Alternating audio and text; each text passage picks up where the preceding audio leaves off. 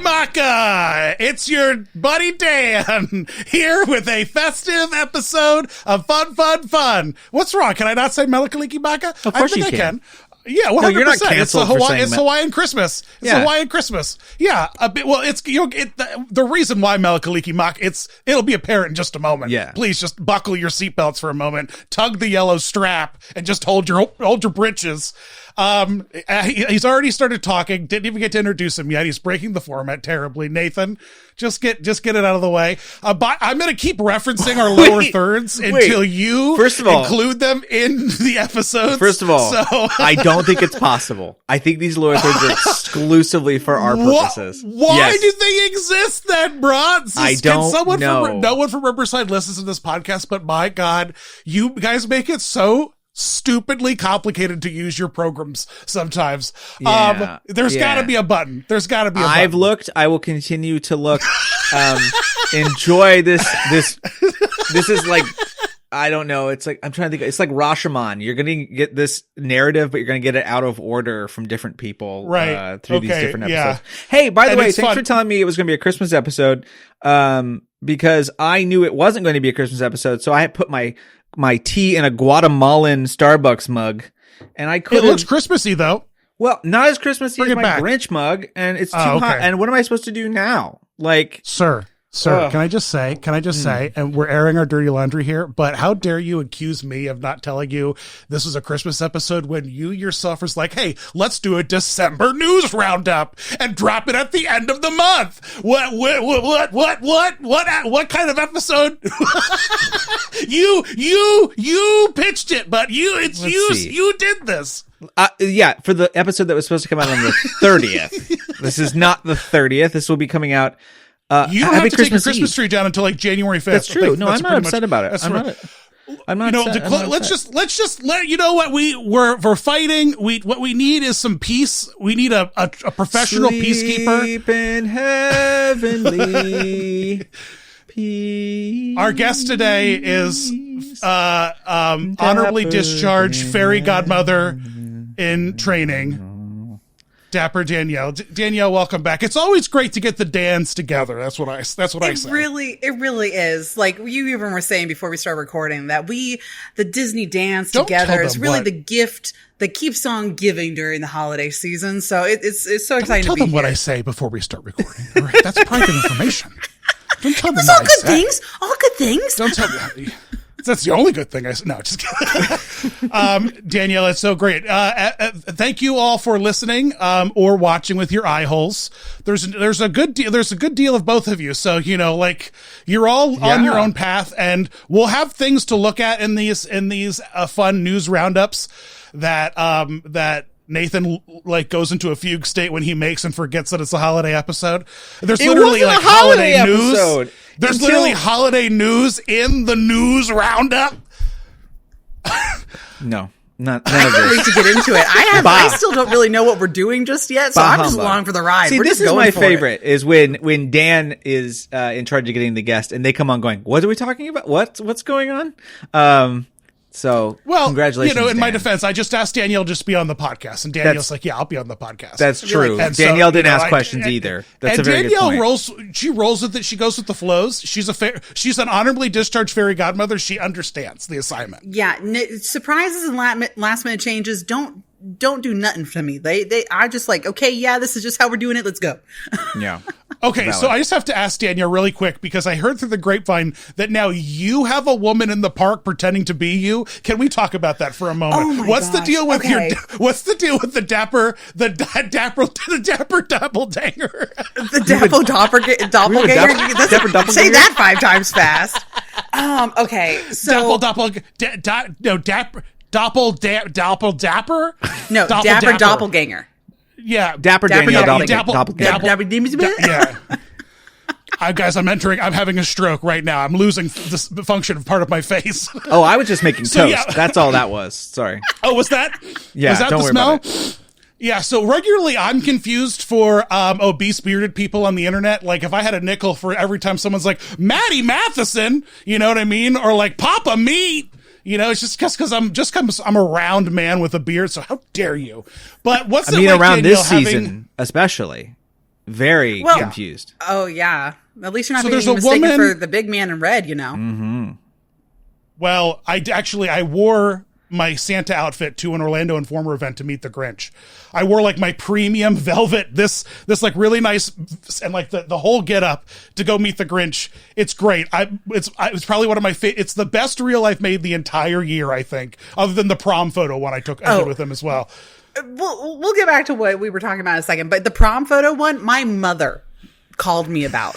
And it's intense when the Dapper mom loves it so much. She called me in the middle of the phone call. She's like, did you see Dapper Dan and the Grinch doing the prom photos? That was the funniest thing I have ever seen. She obsessed over it. Well, and that's shout out to your mom. Shout out to your mom. She's like a mythical creature. She's like an adult in the Peanuts cartoons to me. You know what I mean? Like when only you know what she says. We never see her. Yeah, exactly. And only one character understands her, and the rest of us just hear fuzz. You know what I mean when she speaks. So shout out to Mom. Hey, Mom, thanks for watching. It's great. It's great for the back peepers. to doppelganger. We were talking about my doppelganger. Oh, in the your park. your Dapper Dapple. Yes. So your Dapper Dapple. What's happening is that there's not unfortunately. I mean, I've never seen this woman. I haven't even seen photos of her, but I'm being told it's a by real Mariah cast Carey members, move. A real I don't people know her. that.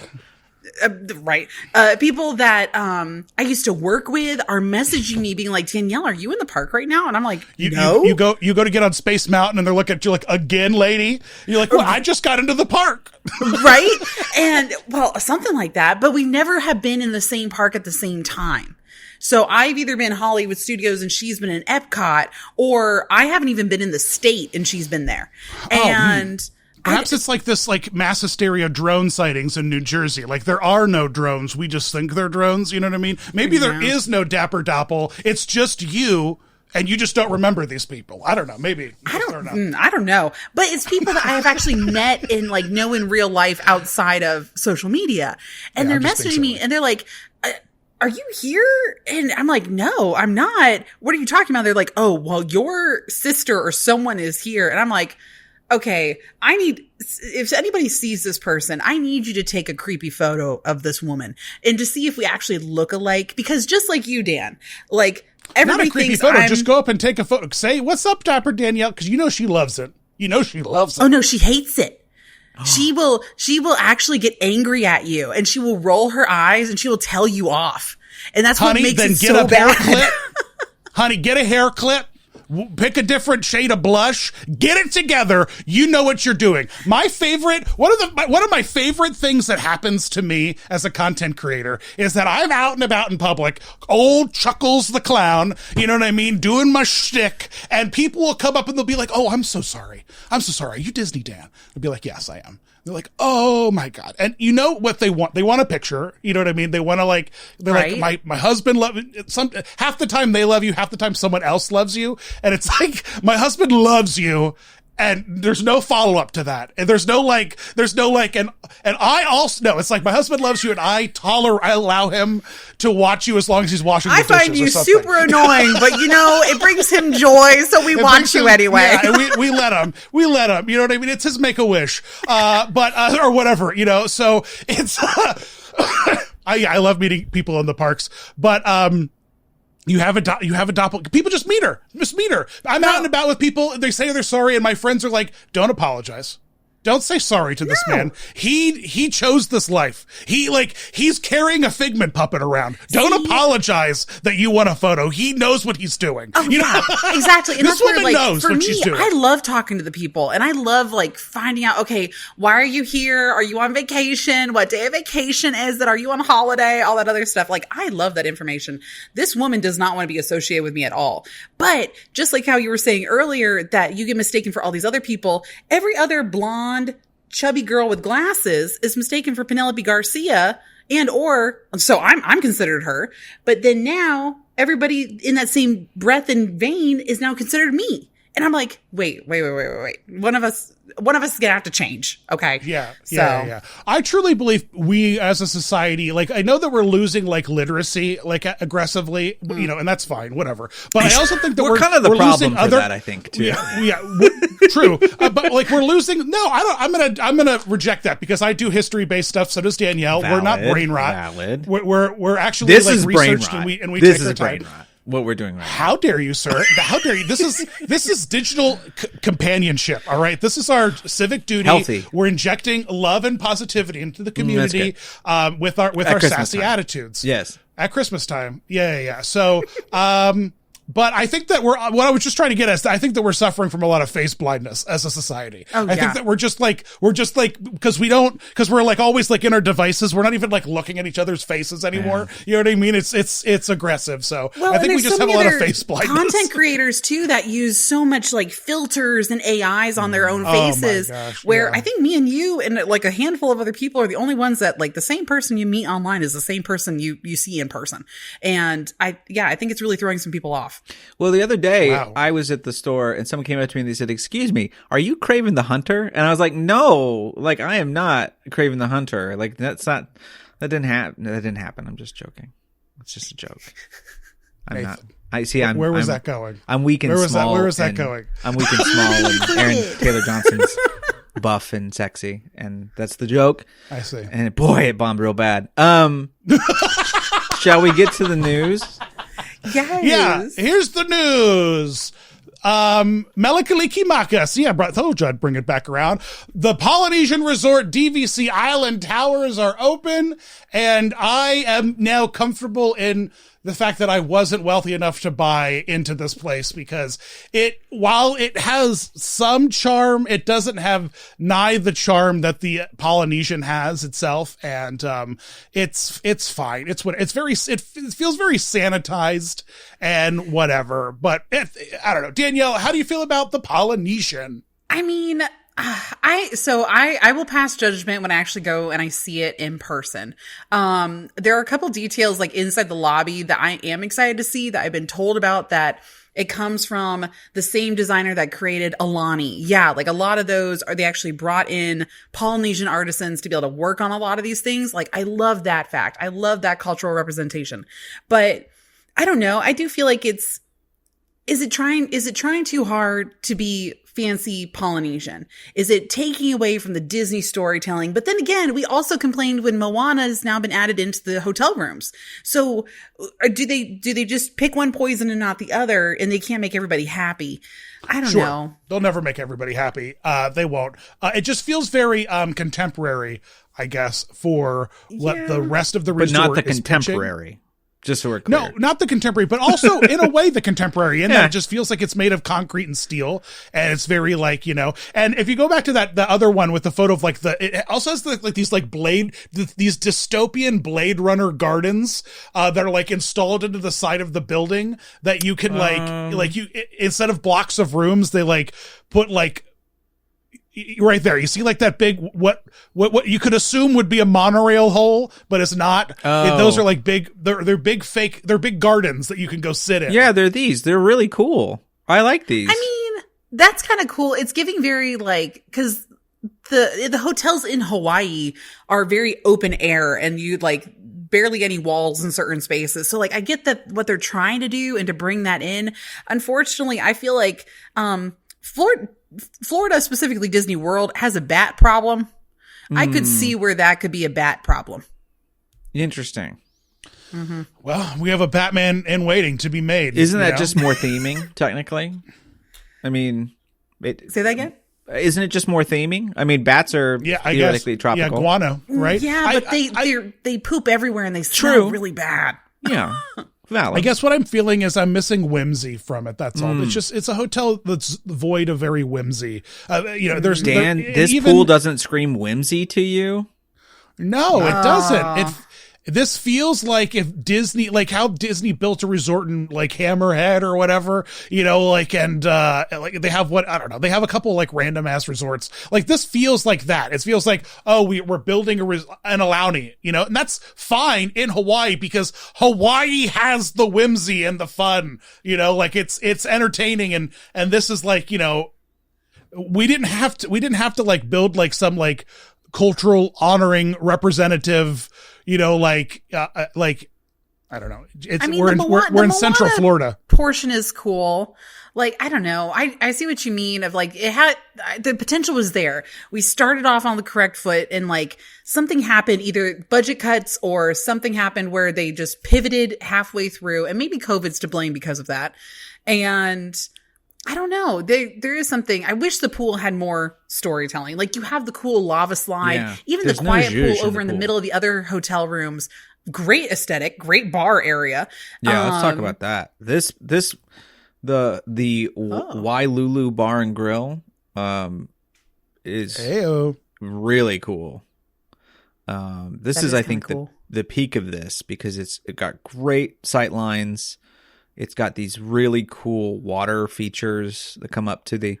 Oh, that's kind of nice because then it breaks up the white noise of the water with the it's crowd. Whimsy. This is what's so nice about it. It's like fun, like kitschy, like little like gimmicky things. Like I'm so here for that. This is we just love a good water feature, is what it is. Yeah. No, totally. I mean, I go back and forth on this one because. The DVC resort is meant for something kind of different than, say, the normal resort.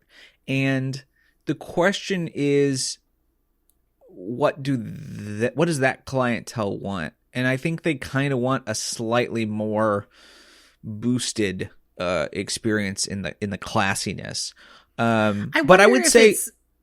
Well, go ahead. Is the DVC family competing with other timeshare properties, and that's where all the other timeshares are trying to like boost, being like, oh, you're having this high class hotel experience, but for a timeshare pricing, or I don't know if it's any better, but then they're taking that same concept and bringing that over into the Disney side of it. Well, the con of DVC is you always have to have new rooms, basically, right? And so, like, do they need these towers? It's sort of like making an entire movie and then canning it for tax write-offs. It's like, well, we have to make it because then we have rooms we can book at rates that are exorbitant. Well, or is it because if they have X amount of rooms, they can keep selling DVC, right? Mm-hmm. And then DVC will always keep Disney World property afloat, because DVC is what saved Disney World when 9/11 happened, is what saved Disney World when we reopened back again, because DVC was one of the first people to come back. It's not fun if we don't talk about 9/11. So thank you for bringing it up.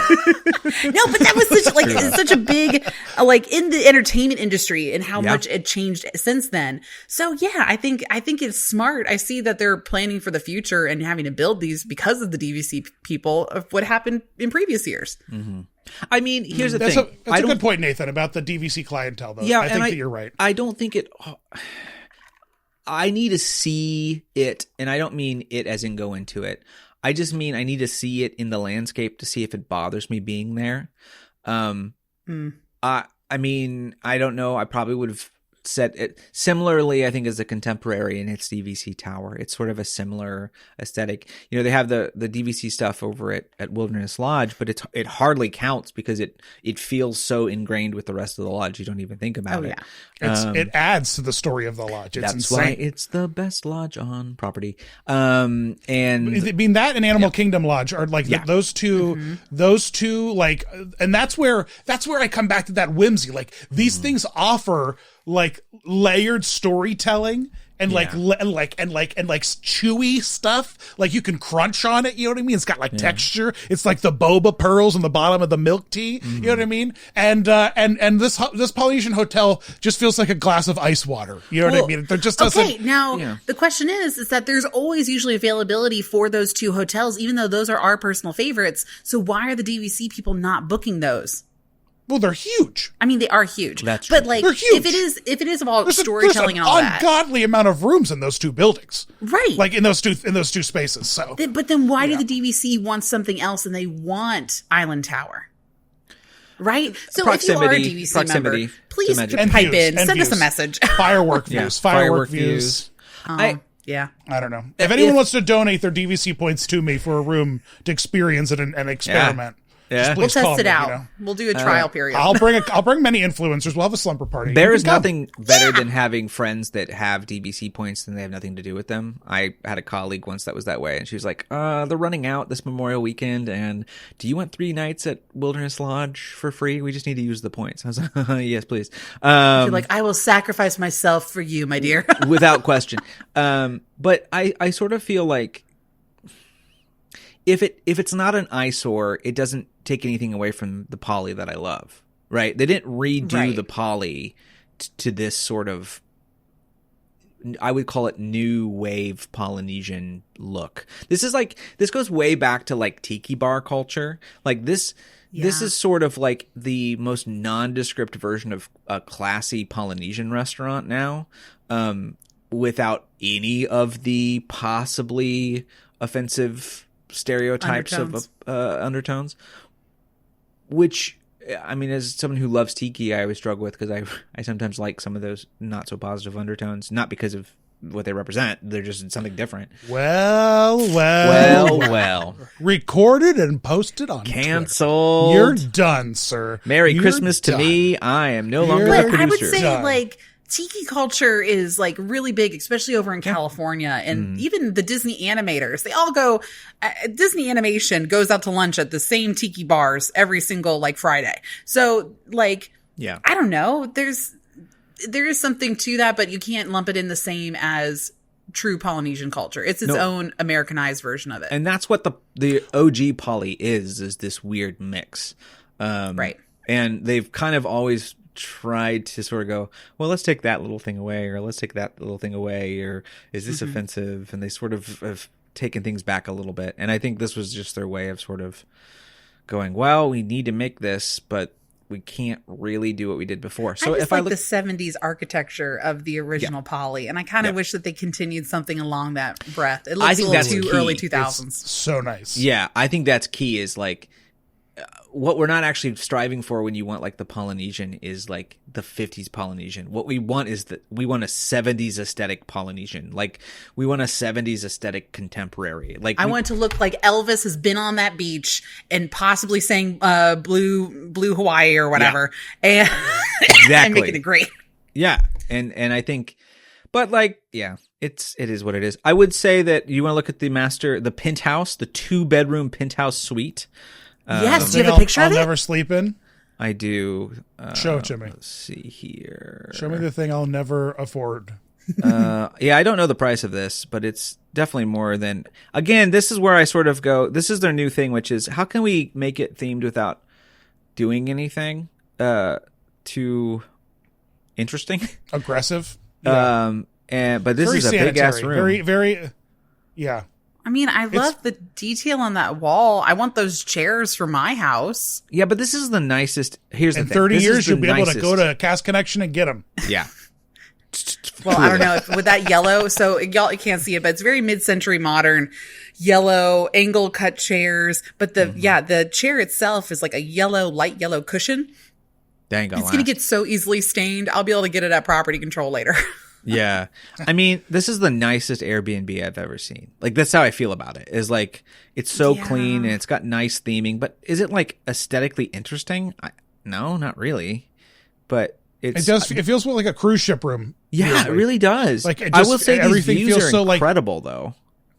Yeah, I mean, that's why they built the hotel. Let's be real. Yeah. I mean, it's just, they built it for monorail access and for the views, for the firework views, the monorail access, and all the value that comes into that. If you have young children, if you have a young family, because the Magic Kingdom is the place to be, and it's the worst park to get to. Yes. You know what I mean? It's the most, it's horrible. it's just the worst. And so if you can pay $10,000 for a week to be right outside, that sounds like an insane thing for me to say out loud, but it's what happens, and there you go. You know what I mean? Like, there's some crazy rack rate rooms in these things, and so wow, can't wait to see Tim Trecker's video on it. Looking forward to it. Not for me. I'm not jealous. I'm not jealous. I'm okay. I don't know. For the same price point and value, I would rather go to the concierge level of the main hotel versus staying over at the DVC side. Have you ever done concierge at Polynesian? Oh, no, Danielle, go ahead and brag. No, okay, I will brag a little bit because one of my favorite experiences, because they have one of those similar rooms too where it's like kind of a weird square box, but it's actually glassed in and it has that weird second middle level in the middle of it, and that's where they serve like desserts and they do little appetizers and stuff, and they pipe in the music and you have a direct shot to the fireworks. So the tower's kind of a little more off to the right. Mm-hmm. The concierge center lines up with it, and it's beautiful. And I would much rather do that for that price point. I mean, I don't know what the bungalows cost, never but I'd rather just bungalow. Yeah, bungalow, whimsy. There's whimsy there. There's lots of fun. Yeah. There's lots of, and I think it was the artist that they brought in, because the artist that I blame Chip and Joanna Gaines. That's who I blame. Those two have sanitized and made everything look like McDonald's. White barn, you know what I mean? Like everywhere, like Cracker Barrel McDonald's, like, you know, utilitarian architecture. There's just no, I can't wait till we get out of this brutalist era that we're in as, you know, architecture students who are trying to like make a name for themselves or whatever's going on here. Papa Dan doesn't like it. You know, don't mind me. I'm just old and grumpy. Get off my lawn. Let's talk about the creativity and the color again of the 90s and early 2000s. Right. Bring me back and the subtle racism. Bring it all back. It builds character. All right. Shall we move on? What's going on? Yeah, we got to pivot to the Magic Kingdom because I need to know what's going on. Oh, I don't. Danielle, please. What is going on with Tally the elf? What is going on? Oh. What happened? Then what happened? And then what happened? Can you tell me? I can tell you what I know, and it's not a lot. Danielle, let's start with, for those who don't know, could you explain who Tally the elf is first? Okay. So Tally the elf is in the toy sequence before Santa comes in the parade during Mickey's Very Merry Christmas Party. There is two toy elves. Tally is the one with Santa's list and double checking it. And then there's usually two toys, which is Mr. and Mrs. Bear. And then in previous years, it's where Bo Peep, Bullseye, a lot of other Toy Story characters would walk with them at the same time. Tally has been around for years. Right? It's just, this is the first year where this character performer has taken Tally and just one video made it go viral, and it's stuck. Tally's been around for a long time though. And this character performer has been around for a long time also. And I think what everybody was freaking out of is that it was kind of an issue. He did kind of take a week off. And that's where everybody's like, oh, Tally's gone. He's been removed. I think enough people complained that he was missing, that he was, not that he was brought back. I think he was just given time off. What is Danielle? Why is like, what is the thing that we all latched onto? Okay. Because I'm like, I'm a monkey in a cage. I don't know anything. Tell me. I think it's because you're not women. Right. So, how dare you? Picture this, is that the reason why this has gone viral is because of the demographic of women in southern and northeastern states, between the ages of 35 to 45. Right? Just don't tell me how I know this statistic. Minion Stitch women.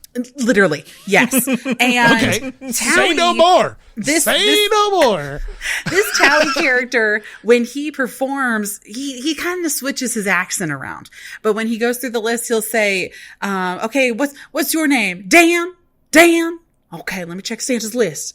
And not on the next list. He's injecting a little bit of like drag energy into like the he's doing some reading. Yes, he's opened the Tally library. But when he calls you out and he says you're naughty, it goes into this weird southern accent. And what it is that every little pious southern mama wishes that they were told that they were naughty at some point. And so they're getting it from an elf character. By a powerful elf. It's all about power dynamics. That's what it is. So, he's the one with the list. He's checking it. The fascination with Minions. It's not about Minions. It's more about Gru, you know? It's more about Gru. Minions, you know? It's that kind of thing. So but I think that's what happened and why it's gone so viral. what I saw is like people started finding him in other specials as like cast members and other things. They started finding him in other videos on YouTube. People became very obsessed with him.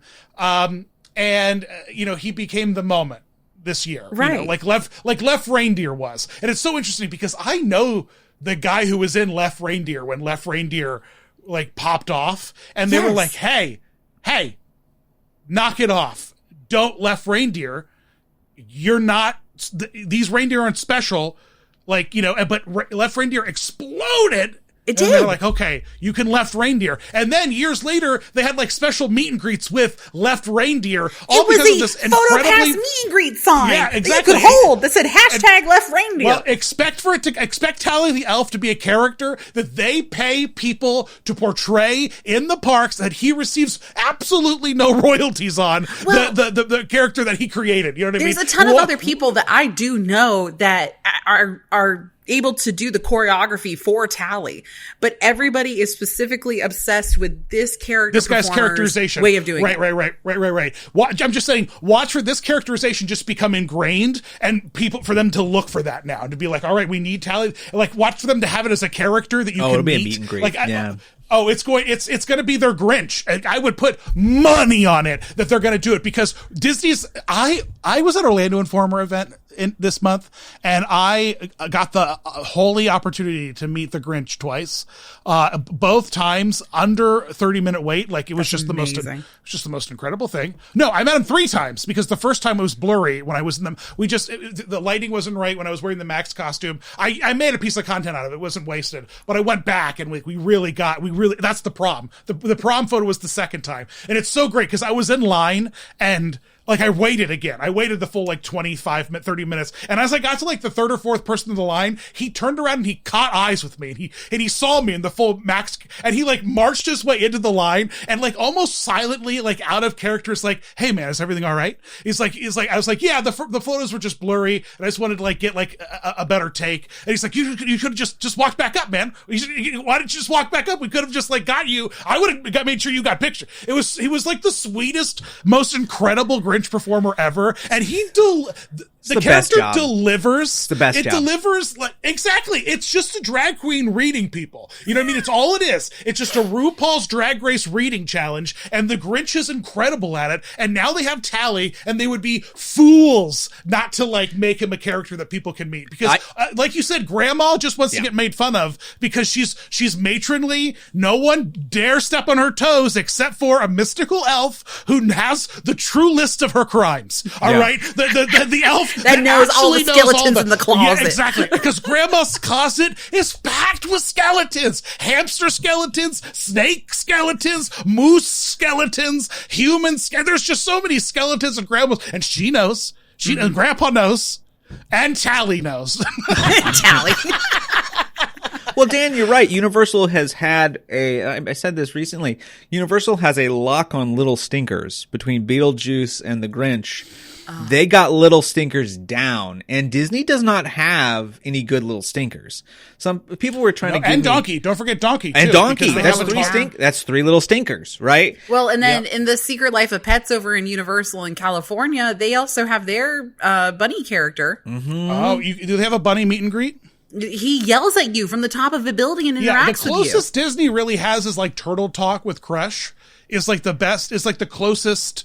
But he's too much of a dad character. Maybe Stitch could be if he could talk, but he can't talk. Oh, that'll never happen. That'll never. No, happen. That's what I'm saying. Yeah, the dad.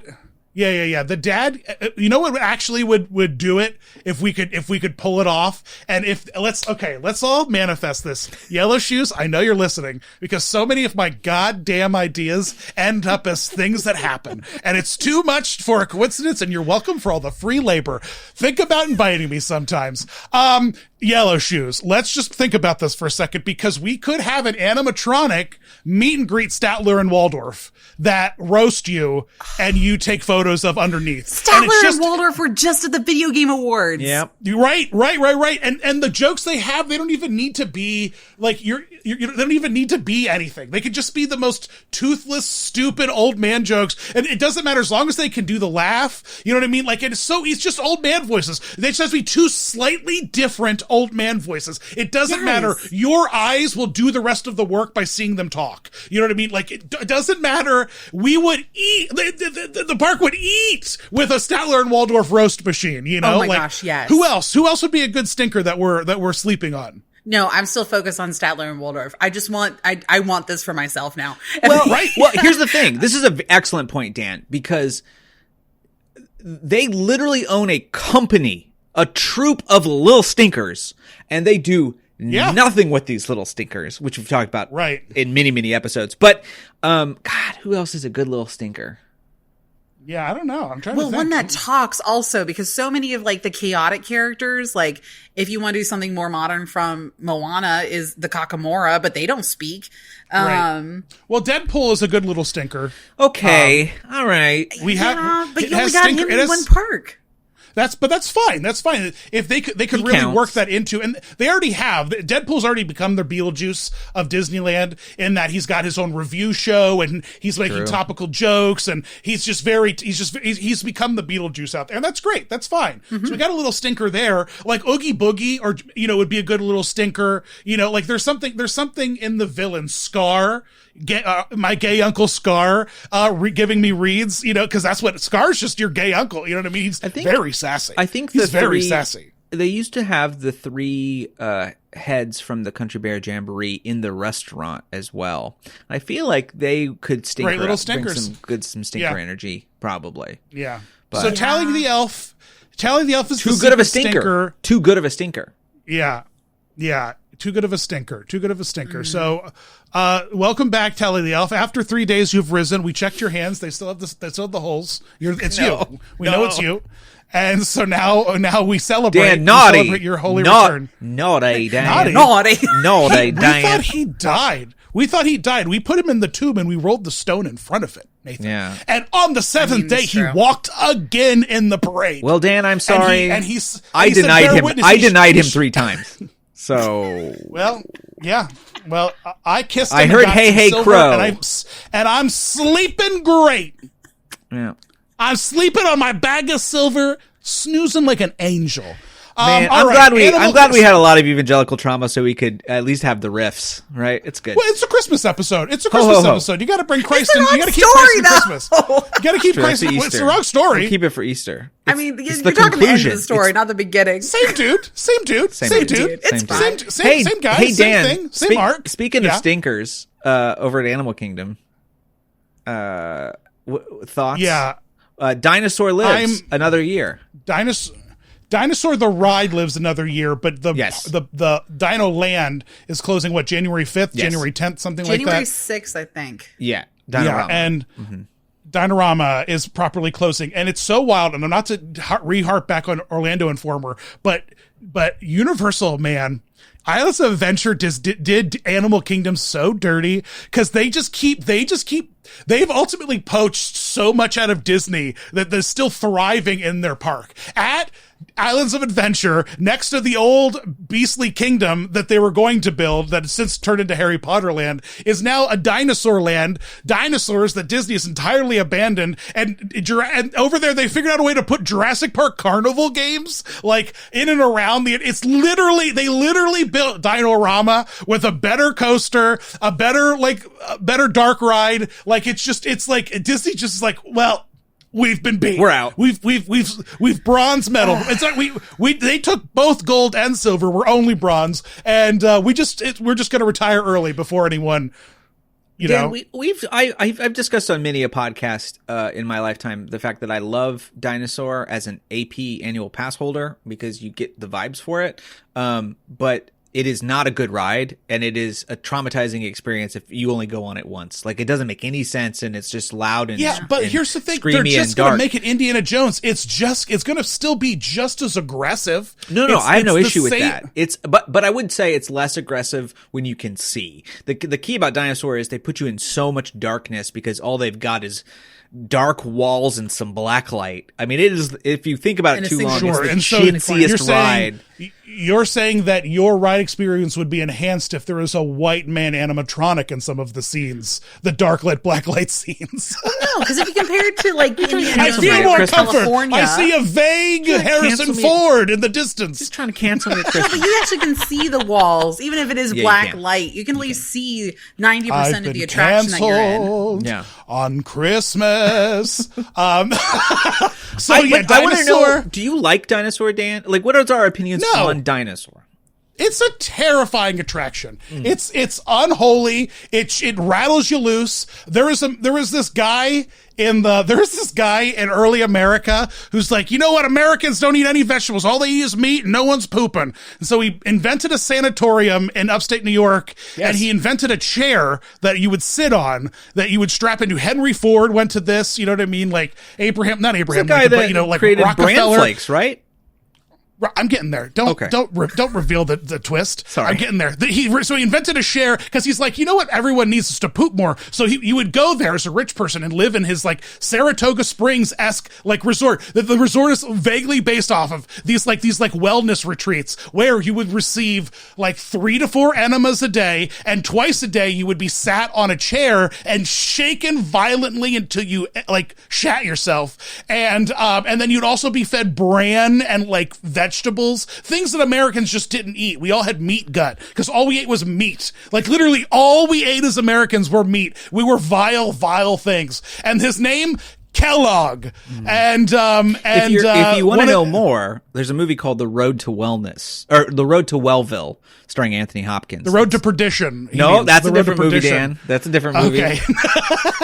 Wait, they made a movie out of this? It's called The Road to Wellville. Is there a scene that's like, we gotta stop young men from masturbating quick, invent breakfast cereal? Kind of. Was there a scene? I think that was another gentleman, actually. Post.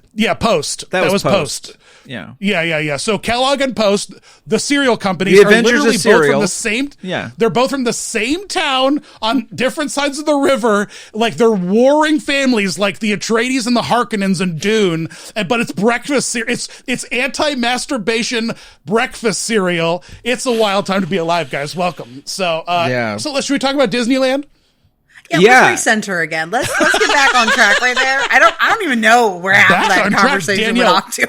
Back on track. I haven't hopped a rail, baby. I'm still cruising. Dan is correct that self-fulfillment was what they were trying to get rid of with brand flakes. It's a true finger guns. Fact. Told you. So random. What? Yeah, not random. Almost club random. Not random. Oh man, I'm so excited to talk about. Do you have the picture? Yeah, do you have the picture? I have all the pictures. Please throw it up. In a stunning turn of events, Disney decided to release watercolor concept art to herald the way of their 6 pennants and 1 banner heading to Disneyland this year to celebrate the 70th anniversary. And bisexuality. Those are the 2 things we're celebrating with this color scheme. Yeah, and if there's one thing I know is for certain is going to happen, is that none of this is going to happen, because anytime Disney releases concept art, especially initial concept art, it looks nothing like the thing that happens. I don't know why. Guardians. No, this is cheap enough. This is cheap enough. Yeah, no, I'm just being silly. Well, I don't know. Okay, so this concept art is actually made by the same artist that did the concept art for the Connection or Creation Store in Epcot, and I would say that the same concept turned out very similar. Mm-hmm, mm-hmm. It's print art, it's postcard art, it's puzzle art. Oh, it totally is. It's mouse pad art. I found the artist on Instagram. I found him by accident, and I reshared it. Hold on, let me see if I can find. I just want to say here that the art is beautiful. Yeah, the art itself is fantastic. I'm criticizing in any way, shape, or form the artist. Only the finance bros who then take the art and they're like, and they like rip it up and they eat a little bit of it. You know what I mean? Like they just don't know what to do. Do you like do you like all the doves coming out of the castle though? It is a touch. Well, they just got a new pope. What you're not getting in the story is that the pope had recently died. This is an alternate reality. This is part of the conclave verse. I didn't realize. Yes. So the new pope has been chosen. You can't see it. The gray smoke is right above the 6th flag. Six It's Flags over over there on the Disneyland too Frontierland is the side other of thing the that tickles painting. me. The other thing is like they don't want you to think about the fact that there'll be Six Flags flying over their park because that's another brand. So they made sure that the concept art only included 5 flags and 1 banner because they don't want any kind of association. With And Six no Flags. cedar You know what I trees mean? in their fairs either. No cedar trees. No, see how there's only a pine tree and a maple tree Yep. in this concept art. They are distancing themselves aggressively from other IP. So yeah, when someone's like, Dan, of course they put this out there. It's for puzzles. I was like, yeah, I'm sorry. I'm a fool. Yeah, why didn't? Of course it's for puzzles. I hope that the 70th looks like this. I think it's giving very Tokyo Disney vibes and its aesthetic and its colors and choices. My biggest concern was, did you see the art that they posted just recently for Disneyland Paris? And their celebration that's happening. They're doing that whole like music theme festival. They just released this art. And there's a baton carrying Minnie Mouse that is just uncanny valley enough that I believe it's AI generated. Because if you look at, I'm not to look into it. If you look at Minnie's face angle, she's this way, and the hat is just so slightly off.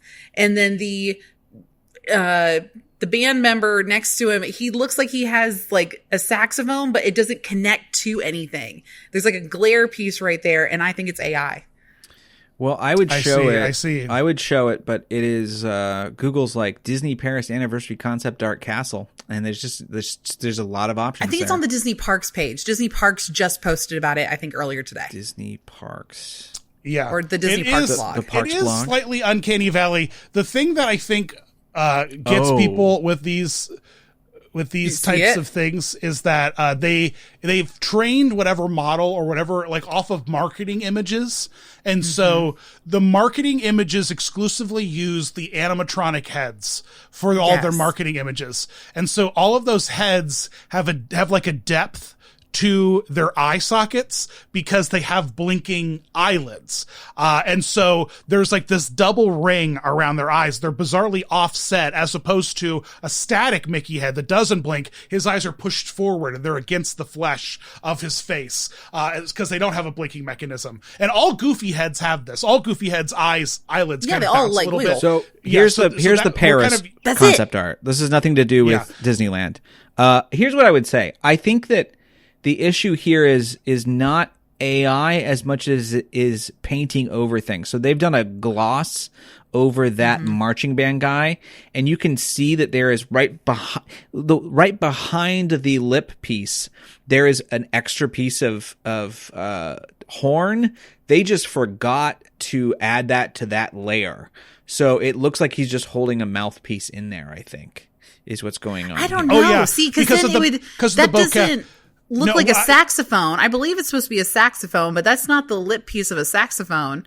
And then the hat isn't going in the correct direction of the rest of Minnie Mouse's head.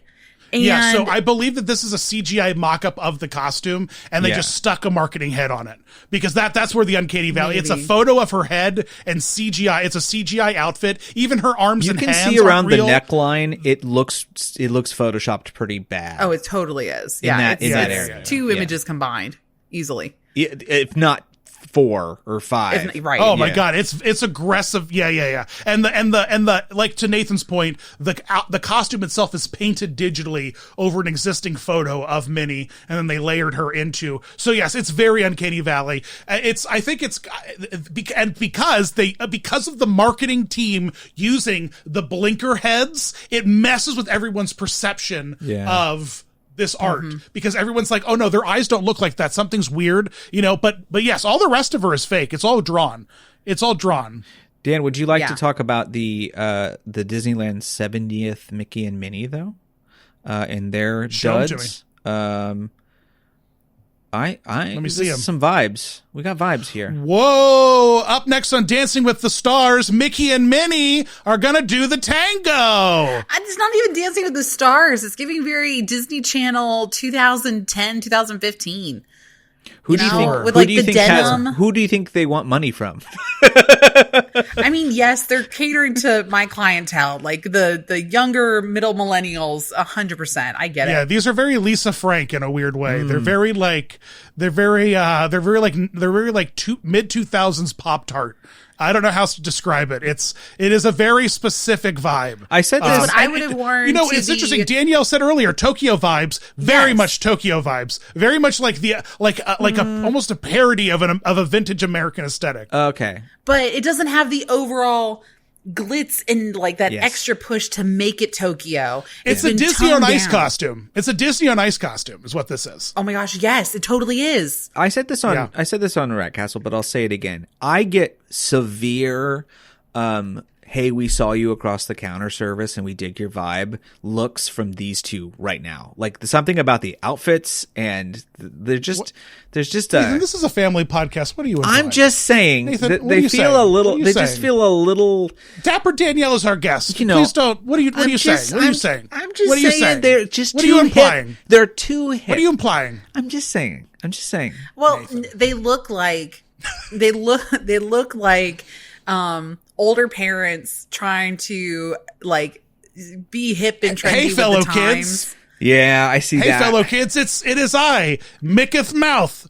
It's just a shame. Just risen over here, skibbity bussin'. It's just a shame that we don't allow them to like wear host costumes anymore. They used to sort of be like, this is our kingdom, welcome, like we're dolled up for it, kind of like Tokyo still does it. And this feels very like, okay, welcome to the house. Right. It's like very casual. Chill. I want for a 70th or a really big anniversary, I want grandeur. I want it to be an Danielle, event. 70th is not a big anniversary. It's not a milestone. Disney invented the idea of celebrating every 5 years. 70th doesn't mean anything. What is the 70th anniversary gift? What am I supposed to be giving cast member on the awards? 70th anniversary? No, just like in general terms. Luxury experiences is what Luxury. We should be in leather, not in denim. Platinum. It's the platinum marriage.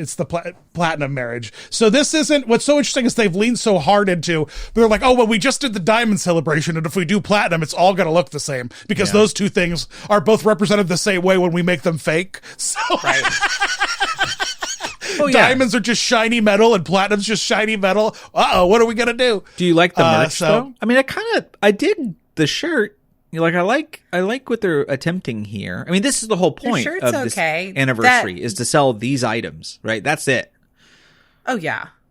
I mean, it's okay. I probably won't buy anything of it unless there's some really cute like houseware items. That hat is too small. It doesn't even fit on top of her head. That's why she's having to hold it like that. And it's not going to fit on any other normal person's head unless you have a very tiny little girl head. Yeah, I don't care about any of this. Is there any any other merch photos? No, that's all we have so far. This is kind of the main one. Yeah, I'm so over this like bizarre era of Mickey merch. Like this art style feels very tired to me now. Like I don't know, it's because it's not classic Mickey and it's not pie-eyed Mickey. It's just like a new merch Mickey, and I feel like he's been around for a minute and it's great. And but let's try something new. I don't know what it is, but it's very Americanized Mickey. Where the other ones, like if we are comparing it to Tokyo merch, Tokyo Mickey is a little more rounder and has more of a cutesy factor to it. This is trying not to be cutesy and like has flattened it to Americanize it. Mm-hmm. I agree. What about the new World of Color, though? Any excitement for the new World of Color?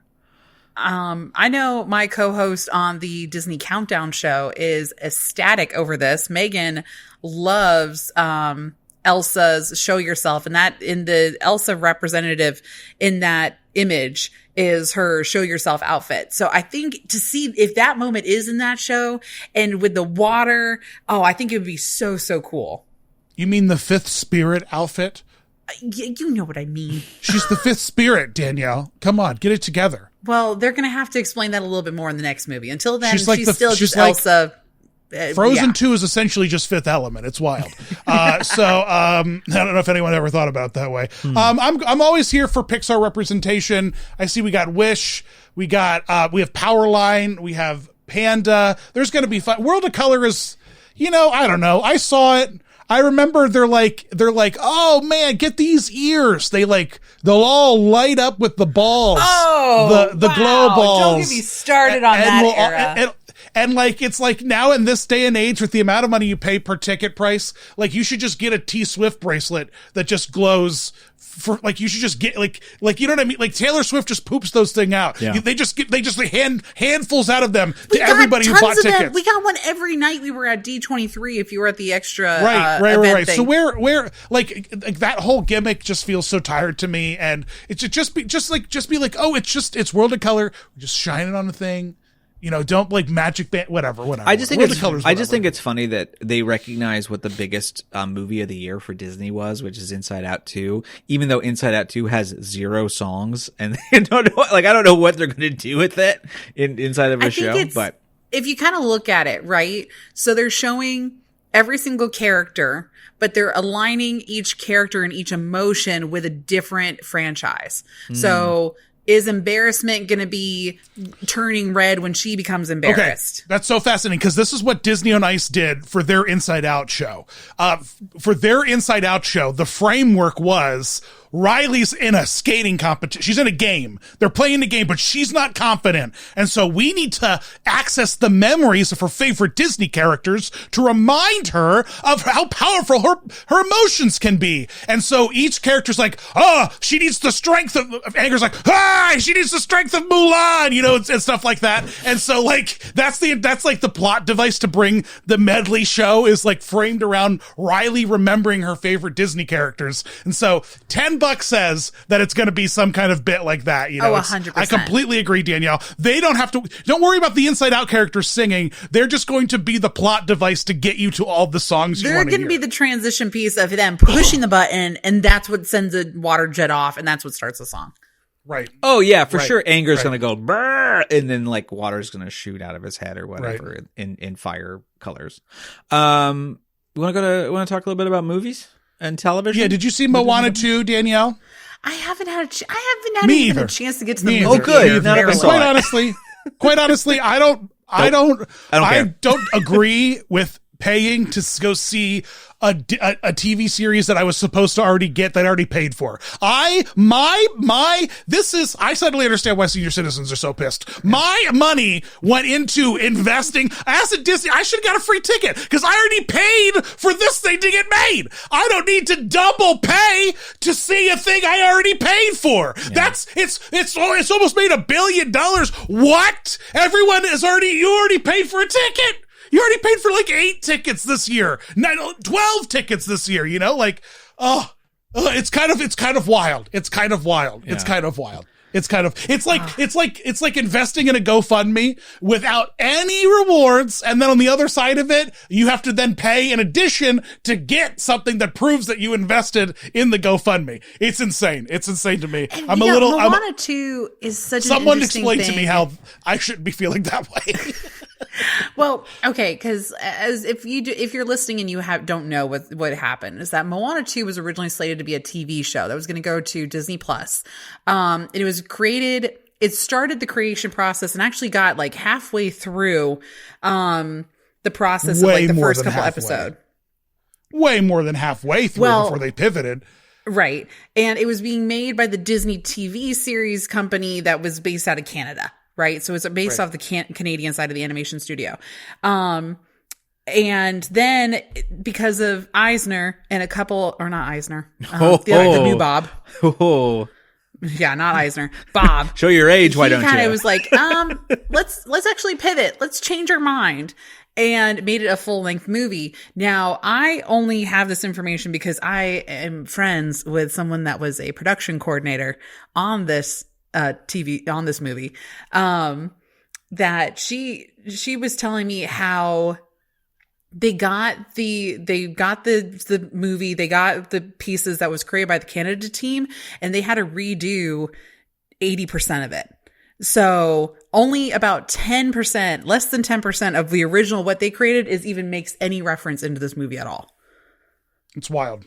It is wild. It's absolutely wild. Yeah, it's a really interesting kind of thing. It's like it's so wild because I grew up. It's like imagine taking a couple episodes of the Timon and Pumbaa cartoon show and like trying to like pass them off as a full movie. They did. You know what I mean? It's like I miss the days of I miss the days when Disney had dignity and they would just shove 4 episodes of a thing together and call it The Next Little Mermaid.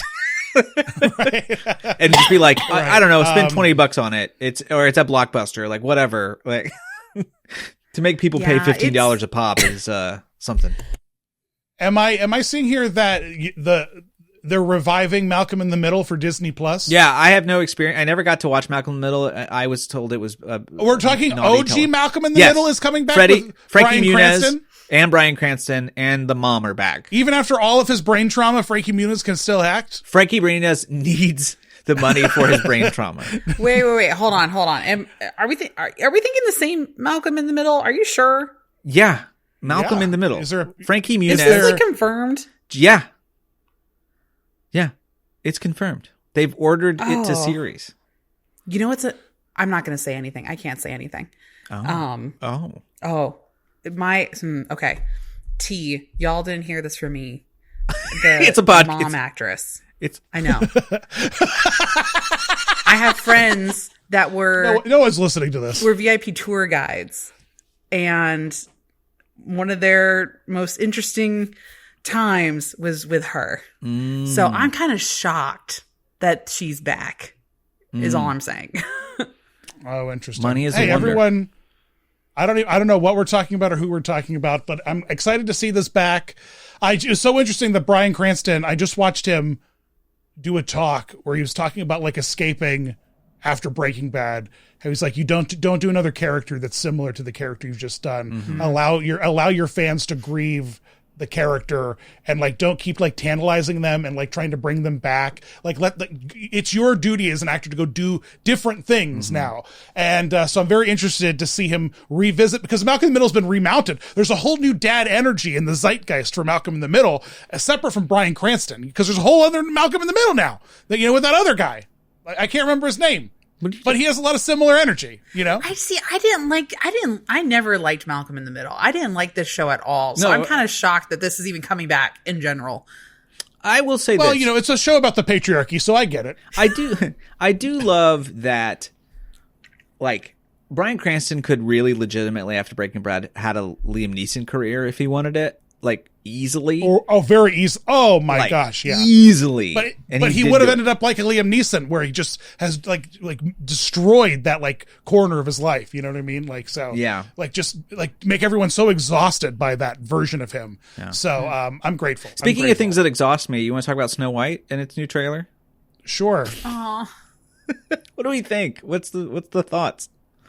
Do you have a picture of anything? Are you going to show anything? No, I don't have a picture. Okay, you don't have need to pull up a picture. Nobody needs to see a picture. Like, yeah, it's so crazy how Peter Dinklage just got influenced this movie so crazy, and then he ended up playing a goat in a movie the same year, as if he has any dignity. The goat, you know what I mean? The goat, the goat in Wicked. The goat played a goat. So chill out. Yeah, he's allowed to play the goat. Yeah. That's a very complex goat. First of all, I think you're really lowering it's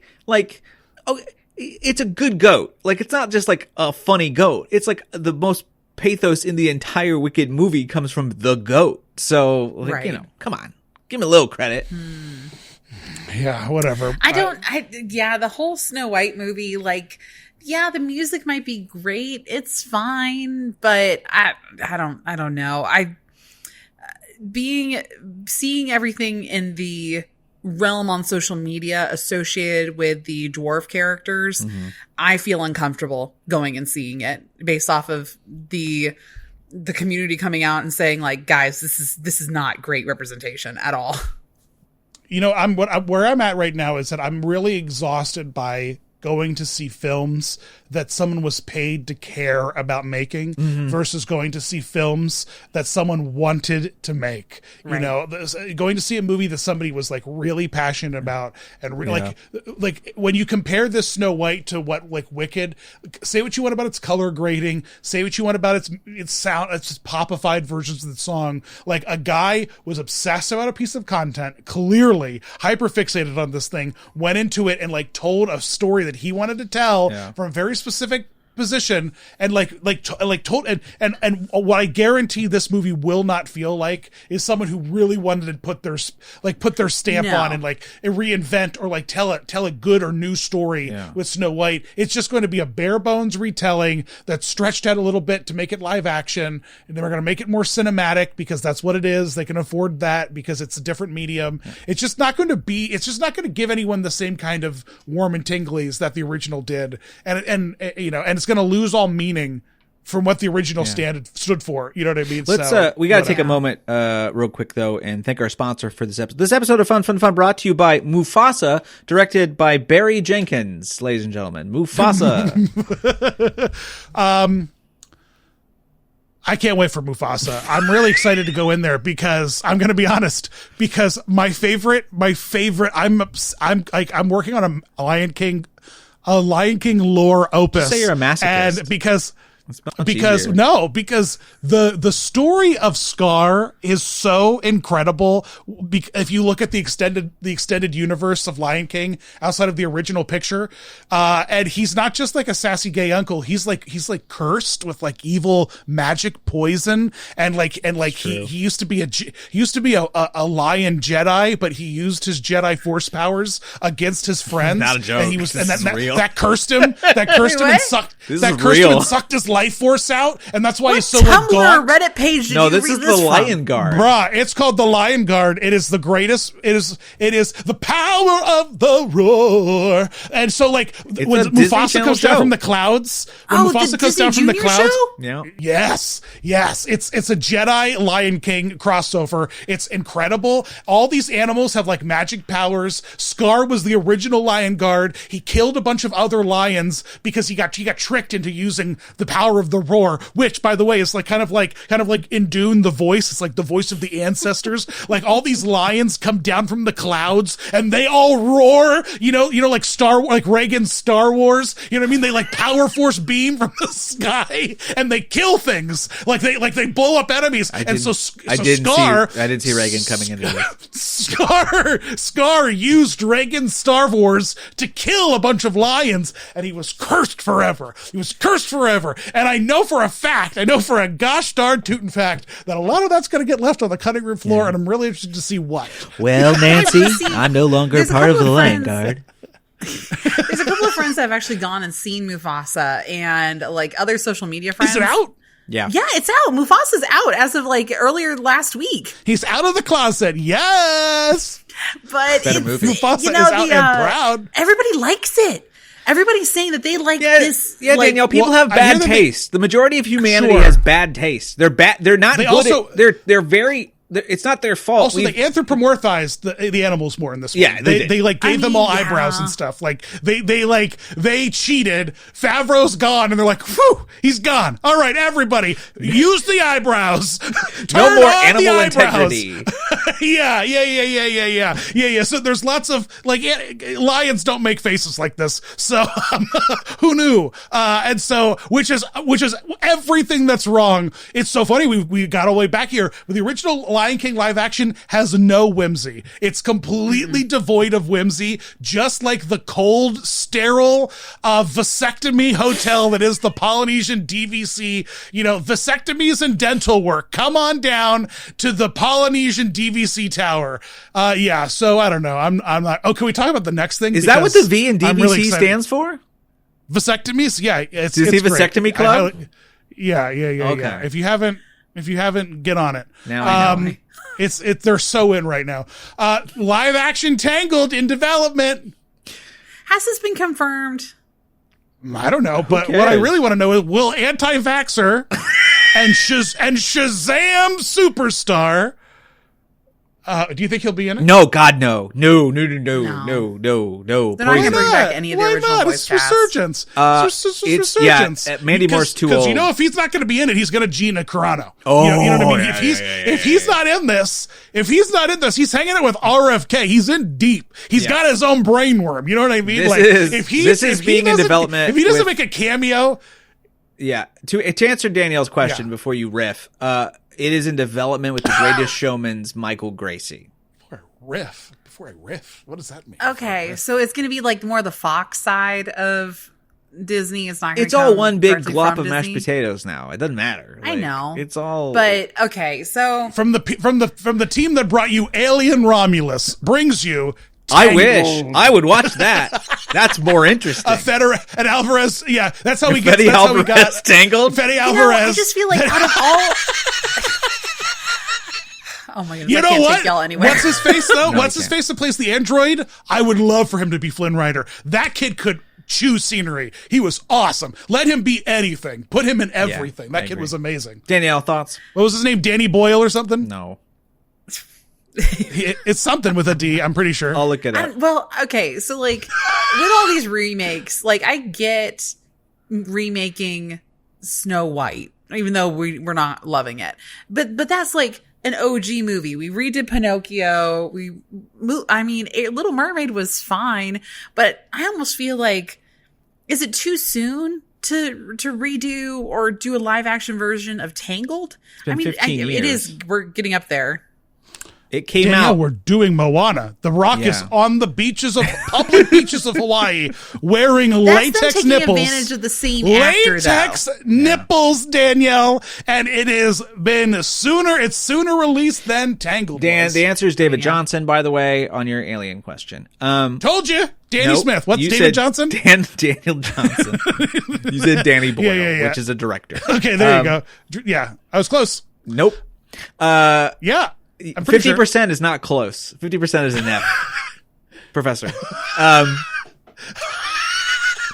What were you saying? Stop fighting in front of the guests. This is so unprofessional. What? That we're making what? Here's my question. What's the first live action remake that's going to get a cartoon remake?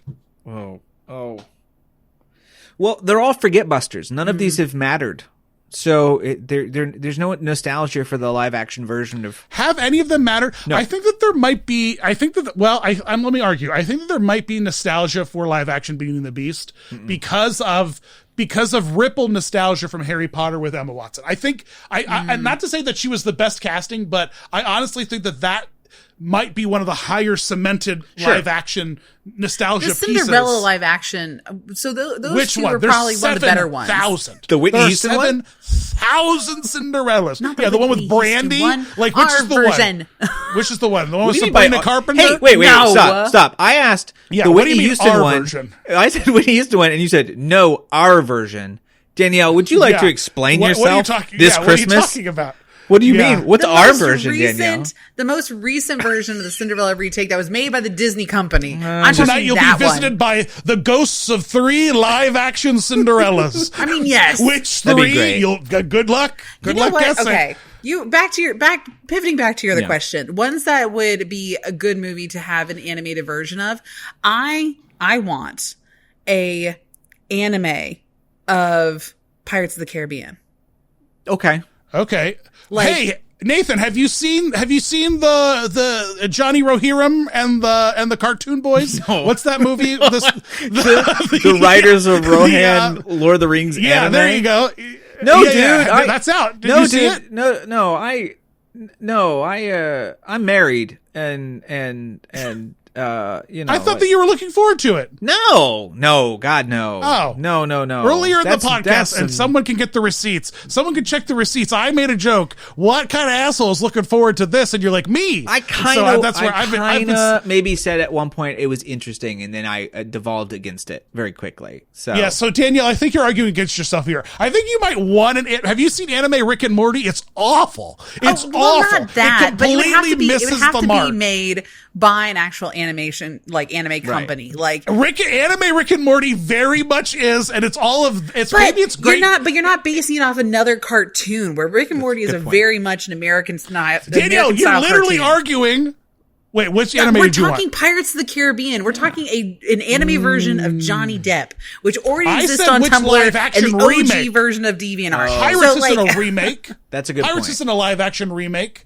I need to know what live action remake they're going to turn into an anime. Now, Mufasa, here's the thing. I bet Mufasa gets turned into a freaking cartoon movie one day. I guarantee it is going to happen. Yeah, I could guarantee that like the first AI cartoon movie is going to be, we just fed it Mufasa and the first Lion King and it pooped this out. And it's going to look great. It's going to look so good. And everyone's going to be so pissed off how good it looks because they're like, artists, you know what I mean? And they'll have to put a disclaimer at the beginning that says no human beings were involved in the making of this piece of art. Many human beings were harmed in the making of this. Yeah. Yes, yeah. Many jobs Many were human lost beings in the starved. creation of this film.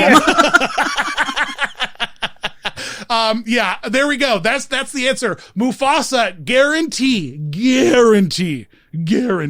We put Morning Report from the Broadway Lion King back into the 20th anniversary re-release of like the movie and like the special, like they recut the movie. I know, they got it was like a good. JTT sound alike. I love Morning Report. And strangely, we've cut the goddamn song from the musical now. It's like, 20 minutes shorter. And part of the reason is because Morning the Report is gone. One of the best songs. I'm just a Zazu purist. What can I say? I understand that. Can I ask though? Imperialism. What has what live action one do you think had the shortest life? Like what half-life of like Pinocchio. cultural existence? Ooh, Pinocchio. that's good. That's so good. I forgot it was made. Pinocchio. Yeah. Pinocchio's going to come back. Does it count if it's a Disney Plus? Does it count? Renaissance? Does it count if it's Disney Plus? Because then you can add Lady and the Tramp. I think Disney Plus feels like VHS and we don't count it. I think it has to be the feature ones. What the world needs now is more monotone colored Cynthia Erivo, and Pinocchio is full of that. She's not green, she's blue, but she has the pipes. She has just as much of pipes in Pinocchio, and you're sleeping on it. Her song was the only good part of the entire thing. That's what I'm saying. It's going to come back. It's going to resurge. Maybe the I call him the child wrangler. I know that's not his name, but Stromboli. Stromboli? Stromboli's character. Mm-hmm. Is that him? No, not Stromboli. It's the other guy, the ones that turns all the kids into donkeys. The ones that takes them to Pleasure Island. Like the child groomer? Yeah. Yes. I can't remember his name. The only two good characters in the entire thing. I did not like Pinocchio. Was the child groomer and the fairy? What are you saying, Danielle?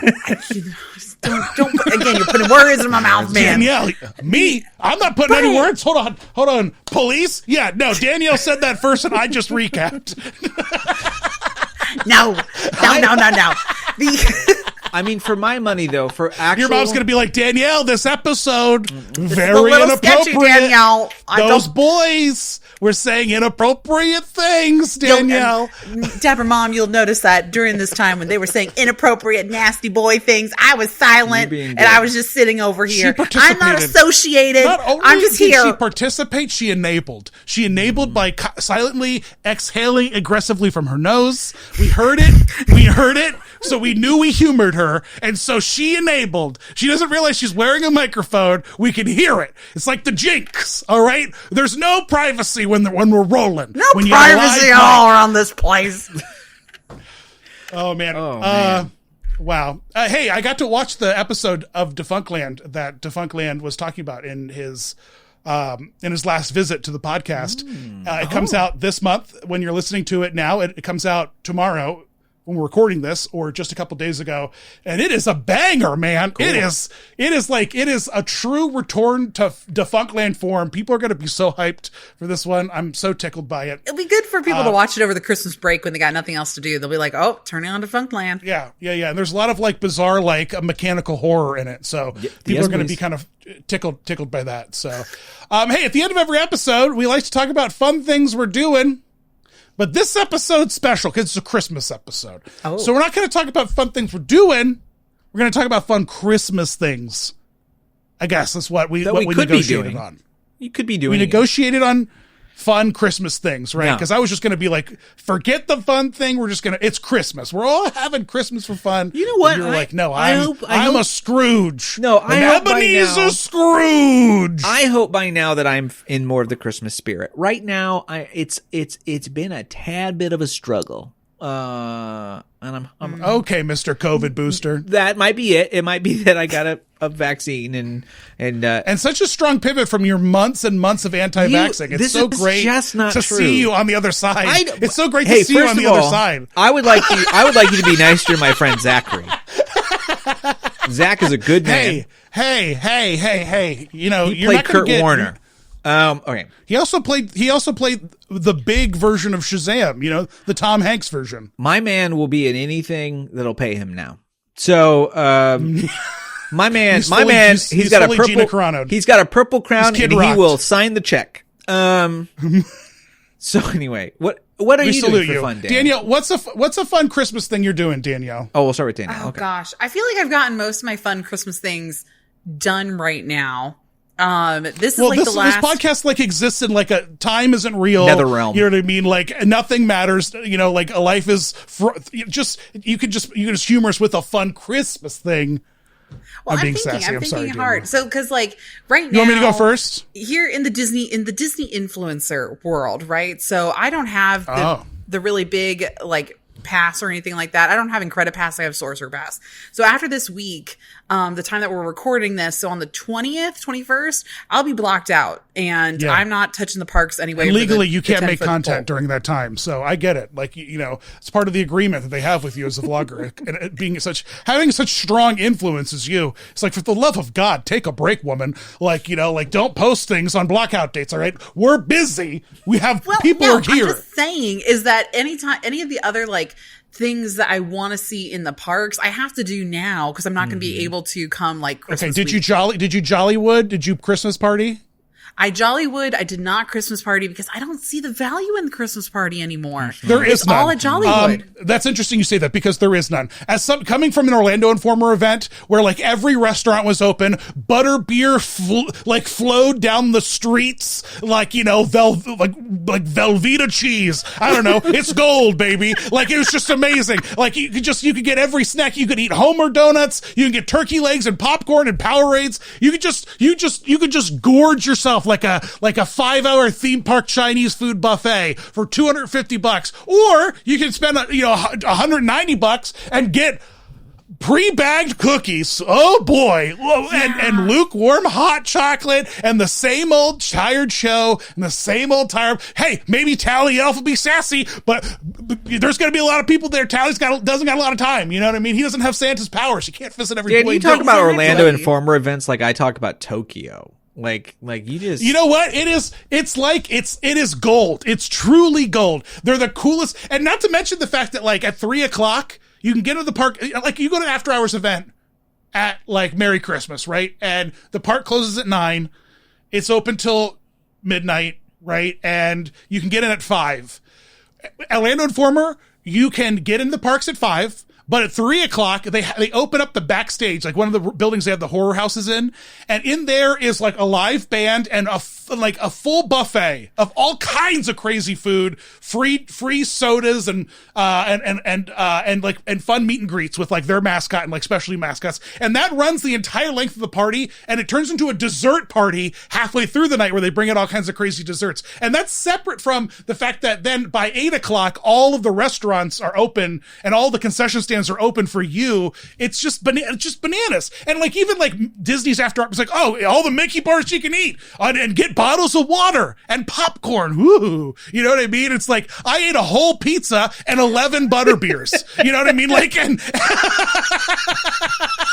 that explains the energy for a family of 5 in one go into the Orlando Informer event. Yeah. They rolled me out of that place like the fat kid from Hook both nights. You know what I mean?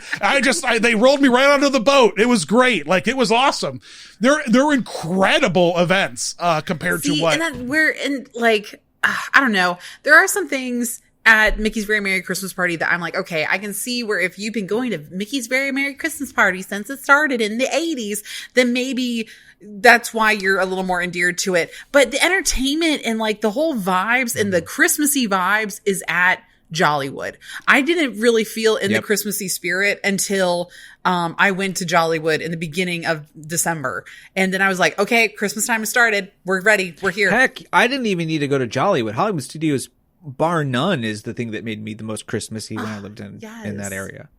It's just the best. Right, Sunset Boulevard. It's very romantic. It's very romantic there. It's a lot of in the same we have the same sort of charm of like vintage Hollywood that Walt had with good old white America. You know what I mean? And so like Main Street's like, hey, the good old white America, remember? And Hollywood Studios is like, hey, remember when movies were good? So it's a little bit different. I think the millennials, we vibe there a little bit better. Less problematic. Is that what you're saying? Less problematic, yeah. Danielle, a little bit. So what are you actually having fun with Christmas wise, or recently had fun with Christmas wise? Are those your options there, or is there something specific? Goodness. What am I having? Give me a movie. Did you have a fun Christmas treat? Did you buy a fun Christmas present? Or did you get fun wrapping paper? Well, I can't say anything Christmas present related because, like I said, my mother does listen to your podcast and she listens to the Disney Countdown show also. But something that I'm excited for. We're deep in the episode. She's not listening this deep. Oh no, she does. She's not this deep. She all the way through. God bless you. Yes. Okay, if you're listening this deep and you're on YouTube or something, leave just an emoji comment or something, or leave a message for Danielle's mom on YouTube because she's Dapper Danielle's mom. If you listen this far, ask you, Danielle's whatever. mom. Ask us any questions. What we should do is just have a Q&A at the end based off of comments. So start leaving questions, not for Danielle's mom, but I mean, if you want to ask her stuff, by all means. But ask us questions if you want. It's fine. So yeah, what's fun, Danielle? Well, I'm excited because everybody in the family has officially moved out of the state of Florida. I am the only one that's still here in Florida, so I will be traveling to Tennessee and having a Tennessee Appalachia Christmas, basically, with the family. And yeah, cool. More Dolly. I think more Dolly. Yeah, more Dolly. Okay. Have you ever done Dollywood at Christmas? Working 9 to 5. No, I haven't. Dollywood Christmas. Good time. Oh gosh, I was hoping to get there this year, and it just didn't. Sounds like you ate a piece of her. Dollywood at Christmas. So good. Dollywood at Christmas. It's like they have like a ice cream cake that's shaped like her or something. No, they have these giant I'm not even going to get into that because that's the time for another episode. But my family, we actually have a Christmas tradition that we do, and we create wassail. Have you ever drank wassail? Cool. Yeah. You go wassailing? Well, not wassailing. So wassailing was where... Isn't that the process of making a wassail? No, wassailing is caroling and going from door to door. And so it's the peasants going to these upper, richer houses, and they would carol. In exchange, they would receive items of either food, or they would be brought in and invited to like drink these like holiday punches and stuff. So wassail is a holiday punch that is like, it's a secret recipe that's been passed down in my family. And so I'm so excited for it. And it tastes really, really good. Non-alcoholic? I know a couple other people, they also make wassail, but everybody's family makes it a little bit differently. We got is it spiked a little bit, or is it left unspiked? The version we have definitely is. Yes. Yeah, the secret ingredient is as a peasant, you'd go around and the rich would spit in a cup for you, and you get enough rich people wine spit, and you're drinking. Suddenly, you got a little bit of an alcoholic beverage going. Like it ferments a little bit. They got a lot of residual alcohol in there. Dan's very and then proletariat. You pour that this Christmas. What does that mean? I don't know. You're very much for the people right now. You're very much. Yeah, I'm always the voice of the people. I know. I'm always for the people. Well, Unlike you're like Father Christmas who Jr., just recently got vaccinated. So thanks for considering all of us. Because for the longest time. Yes, I'm just excited to be home. Well, not home, but with the family for the holidays, and it's gonna be all of us together. And it'll be a new holiday tradition for us because it'll be the first time that we're all in Tennessee together instead of here in Florida. That's nice. I like that. That's very nice. Will it be cold? Do you know if it's going to be a winter Christmas for you? Oh, I'm going to be freezing. Well, because here I can pull it up right now. How cold it's going to be. Get south when you get soft when you move south. Like all my friends who live in Florida, they're like, "Oh, it's 68 outside. South or it's west, freezing." either way, people lose. Yeah, they get soft. Okay, so when I'm there, it's going to get down to the low is going to be 28 degrees. That's what I'm talking about. I only own one pair of closed-toed shoes and only 2 pairs of jeans, and only one of them doesn't have like the little hole aesthetics in the front of them. If you get enough gibbets, you can turn a pair of Crocs into closed-toed shoes. So just consider that. I don't even own Crocs. You don't? You live in Florida. No, I own Tevas. I live in Tevas. Tivas? Yeah, Tivas. I think Tiva that's an artificial platforms. sweetener in a Hashtag diner. non-sponsored. Hey, do you have a little Tiva for my tea? I need a little sweetener. That's Stiva. Hey, you can get pitch yourself to them. Pitch yourself to the Tivas. The hat company, this hat company that I'm always wearing their hats, Clink Room, they're amazing. And like, they finally were like, hey, you want more hats? We see you wear our hats all the time. You want more hats? So just manifest it, Danielle.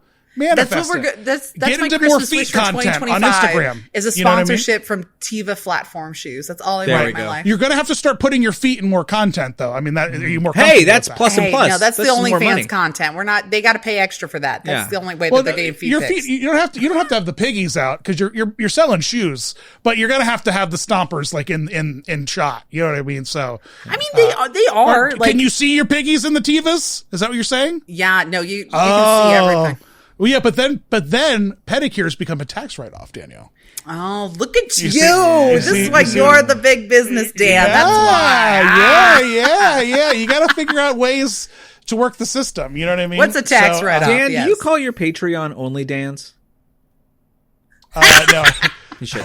I call them the Dapper Dans. You should call them only Dan's. Anyway, I call the elite group the Dapper Dans, and then the rest of us are part Oh, of the you laugh named them pack. after me. That's so nice. Love that. Excuse me, ma'am. Excuse me. Who has Have the Dapper in the Dans beginning? ever like acknowledged you in the park? Huh? Have the Dapper Dans ever acknowledged you in the park? Yeah. good Great. story. Thanks for that story. Good story. I don't have like a specific story. I see That's them. fine. I didn't want to hear it anyway. I see All them right, all this has the been a great time. podcast. Thanks for listening. We're at 90 minutes. Wait we a did minute. it. What are you Nathan doing? hasn't shared it. I don't care. What are you doing? I'm not doing. It's the spirit of Christmas. I want to know what Nathan has for Christmas fun. Thank you, Danielle. you? It's nice to be respected. Okay, fine.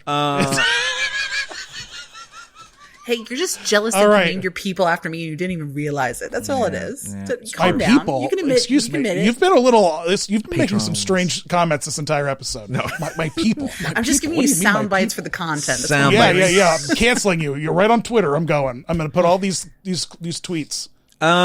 Christmas. I'll just blame the doppelganger. That's all. There you go. It's fine. Bringing it back around. We did it. I have a good Christmas story. You tell yours, though, Nathan, and then we'll end the podcast. Okay. Every year I must watch Mystery Science Theater 3000, Santa Claus Conquers the Martians. And I did that today, and it always makes me happy. I always wrap my gifts to Santa Whoa. Claus Conquers the Martians. It's an excellent episode, and it's pretty much available everywhere. I'm sure you can find it on YouTube or Shop TV or anywhere. So Nice. but I went down the love rabbit that. hole this year. I watched all 4 Mystery Science Theater Christmas episodes. So Whoa. yeah, I really went for it. Actually reminds me, I'm going to be doing a thing with some of the production team of Mystery Science Theater. This, when you listen to this, it's already over, but in just 2 days, I will be a riffing Santa in Collegeville, PA, because a lot of Mystery Science Theater's team is like right outside Philly, which I don't know if a lot of people know or not. And but, I will be there. I will so- see Dan for the first time. Nathan's coming. First time in flesh? First flesh time? I don't know. Maybe. I don't know. You probably I'll be wouldn't fully know that. nude, so it'll be all of my flesh. So prepare Ugh, for yourself. ugh. You nasties. Merry Christmas. That's amazing. So, for this year for Christmas, a new tradition I discovered was that my girlfriend's parents live in a very conservative part of Pennsylvania, and so They're we Amish. this year did a drive-through golf range light show. You know how like Oh, they do yeah. those drive-through like light shows, you know, where they like have like a a Mario and a Fort Santa Wilderness or and whatever. Yeah. elves and candy canes and stuff. They have like drive-through light experiences. But this specific drive-through light experience included 2 like 40-foot tall to scale twin towers with an American flag on top of one of them with rope light that said never forget. Never and forget down the side with a little glowing Statue of Liberty in front to scale. You know what I mean? So that when you came around the bend, it was this big American flag and then it looked like Staten Island with the Statue of Liberty. And then in the distance were the 2 towers that said never forget. And so I'm always going back to this Christmas light show to experience the 9/11 towers Christmas Do you light wonder display. if maybe they bought it, like they made that right after 9/11 and nobody's just had the budget to be able to update it at all and they just keep it? No, actually, I think that there are a lot of retired Secret Service in northern Pennsylvania. Actually, it's like it's a place where a lot of retired Secret Service end up. I don't know what it's about, but it happens. And a lot of retired military. I mean, there's a lot of military bases up there. Which is Dan, what I assume. your girlfriend's parents are retired assassins, so that explains it. You know what? I wouldn't doubt it. I wouldn't doubt it for a second. And it's so funny. They listen to some of these. I cannot wait for the text inevitably for them to be like, we're not assassins. Well, he is a veteran. So thank you for your service, Ralph. Dan, if I don't show up to the podcast for our next taping, you know what happened. Just to be clear. All right.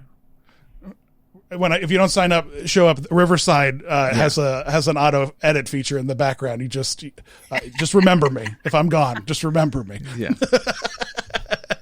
You'll get your own little light show that will drive. Yeah, never forget. So I'm excited. I'm really excited to make a tradition, and I want to go there during the day to see the infrastructure of the towers because they were 3-dimensional. You know what I mean? Like they weren't just like flat towers. Like they were the two towers. You know, Tower 7 wasn't there. Like none of the other towers were there. It was just the two main towers, but and no like airplane or anything, like none of that. Although there was a flying jet in the previous scene, so I'm glad that they kind of broke those two things smart up. Move. You know what I mean? There was like they broke those up because now I'm realizing that could have been kind of hilarious. But no. Hey Dan, you couldn't see the jets and the towers. Does jet fuel melt steel Christmas lights? Christmas installations? Maybe. I don't know. I would assume.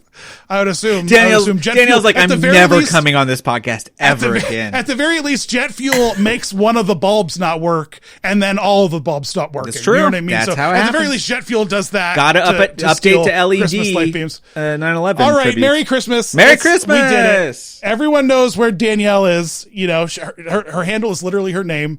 She doesn't need any plugs. No, I'm just kidding. Danielle, are you doing anything? Well, your countdown podcast. Say that again?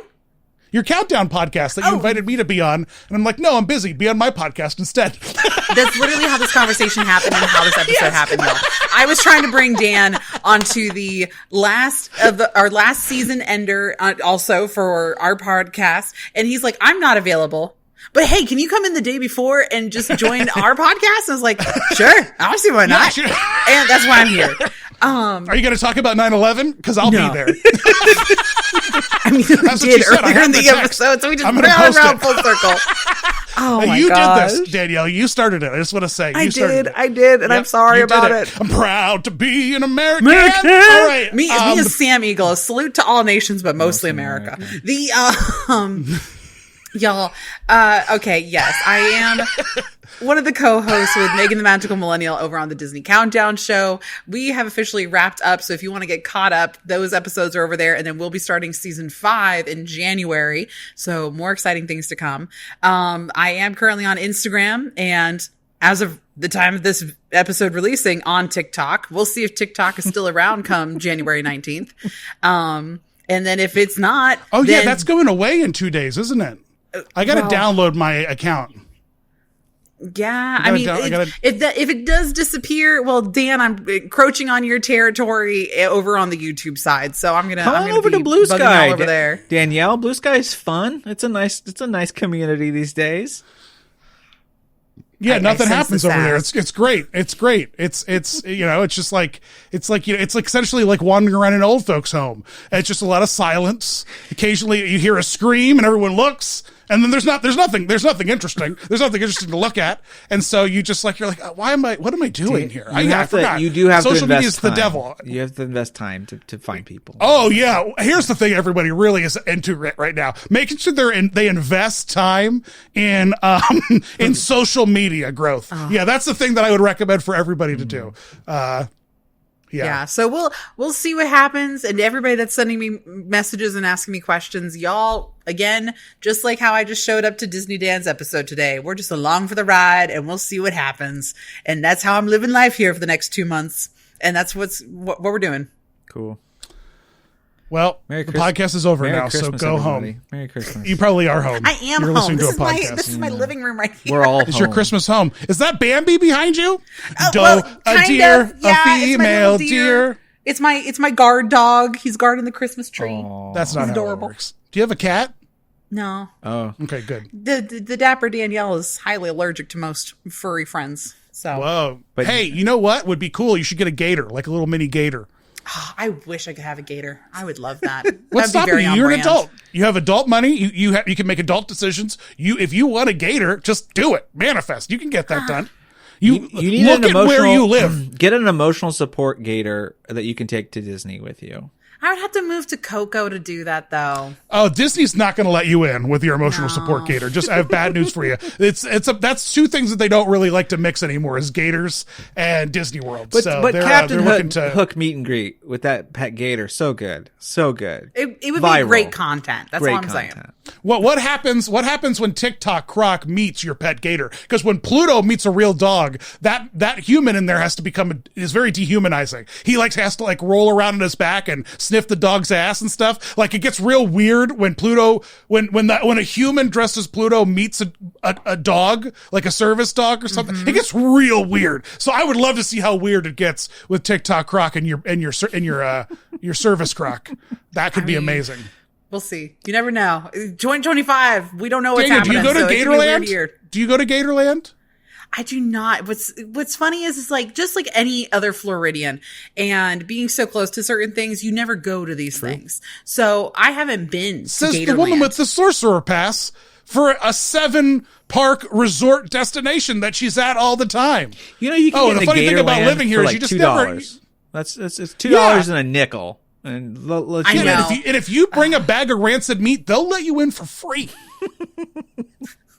If you No, I put don't out a believe couple of that's mouse actually correct. traps, But and if just you are a Florida catch 'em- resident, they do a discount They do. during the winter because it gets too cold that the gators don't move, and so Yeah. normal guests don't show up. and you get to run on their backs like a cartoon, like Roger your Simba, Moore you know what I mean? in Live and Let Die. Yeah. Yes, exactly, just like that. All right, the podcast is over. Leave. Merry Christmas, everybody. Okay.